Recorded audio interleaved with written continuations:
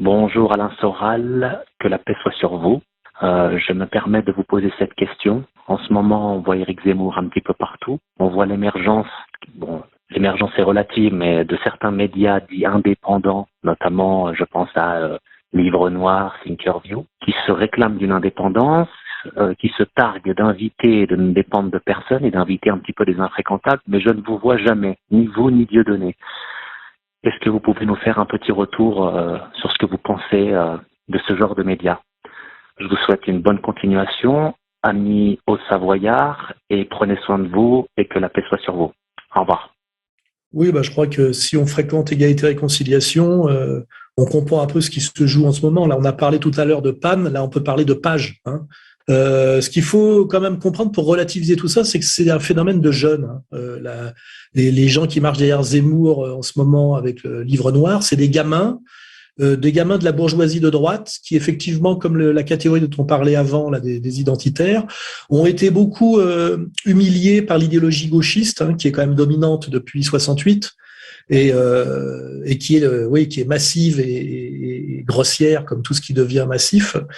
Et on voit bien que Zemmour, qui dit à peu près la même chose que moi quand il dit des choses sérieuses, il redonne une fierté à tous ces petits blancs humiliés par l'idéologie dominante gauchiste, hein, qui est toujours une espèce de racisme inversé. Hein. C'est comme ça qu'on pourrait critiquer toute cette idéologie, que ça parle des Noirs, du tiers-monde, de la délinquance. C'est toujours un espèce d'antiracisme qui est en fait un racisme inversé. Et il est évident que tout ça, ce sont les mouvements de jeunes politiques qui sont aussi des gauchistes inversés parce qu'ils ont la même absence de profondeur, le même simplisme qui marche en ce moment derrière Zemmour.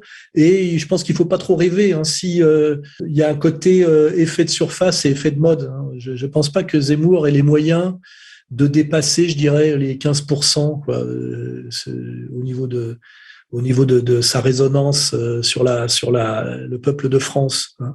Mais il y a un côté compréhensible et en même temps agaçant de voir que ces petits blancs de la petite et moyenne bourgeoisie française qui se sentent marginalisés dans leur propre pays par une idéologie dominante gauchiste pilotée par une certaine communauté, on a fait tout le travail pour le démontrer. Finalement, aujourd'hui, par manque d'intelligence ou manque de courage et manque de virilité, je dirais, se range derrière Zemmour, qui est quand même tout le contraire, au sens profond, de ce que devrait être un mâle alpha représentant dignement l'identitaire français tel qu'il se fantasme sur les réseaux sociaux, quoi. Donc il y a un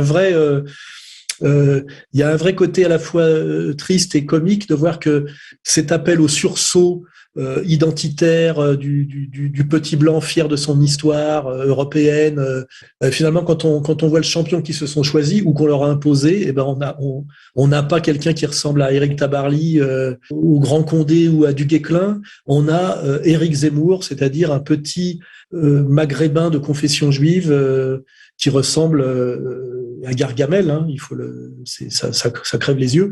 Et là, c'est le côté ironie de l'histoire et puis le côté aussi la preuve qu'il y a quelque chose qui va pas, quoi. Hein, normalement, Zemmour devrait avoir un autre physique. Et d'ailleurs, heureusement qu'il a ce physique-là, parce que s'il avait le physique de Mike Brandt, ça serait encore beaucoup plus difficile de faire comprendre aux gens toute la dimension d'arnaque que représente non pas ce personnage, mais ce personnage conçu comme le champion du sursaut de l'Européen blanc sur lequel se paluche, c'est le cas de le dire, hein, parce que c'est un branleur sur lequel se paluche le branleur Conversano. Je pense que je peux pas finir autrement que par cette apothéose.